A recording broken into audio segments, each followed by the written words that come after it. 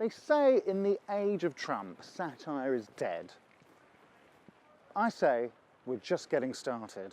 For the last 24 months, I've been playing this guy. But even over the course of 2 years, satirising such a character has changed dramatically. The election of Trump was considered something absurd, ridiculous, impossible. But it's now a reality we live with every day. From Saturday Night Live to the Trump baby balloon, we often laugh to cope with the situation. In the new satire, I investigate why. It's a book about satire in the Western world, where it's coming from and where it's going. Drawing on my own experience as a satirist, as well as extensive research, this book will look at the history of satire, from Dame Edna and Spitting Image right up until the modern day. From Sacha Baron Cohen making Dick Cheney sign a waterboarding kit, to Chris Morris making Phil Collins talk nonsense. How a sketch about the Real Housewives of ISIS led to death threats, and how a musical about Jerry Springer led to one of the biggest protests outside the BBC in its history.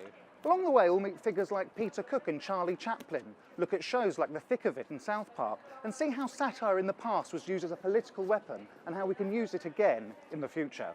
The history of satire is the story of writers and creators taking on authority. In this most ludicrous of ages, the new satire argues against the idea that we can no longer laugh at the contemporary politics of Brexit and Trump. But it's also a story about our future, about using humour as protest and satire as a catalyst for change. But this book won't exist without your help. So if you want to find out about how our comedians have shaped and influenced the world, or just to show that nothing is too ridiculous to be laughed at, please pledge for the new satire at unbound.com.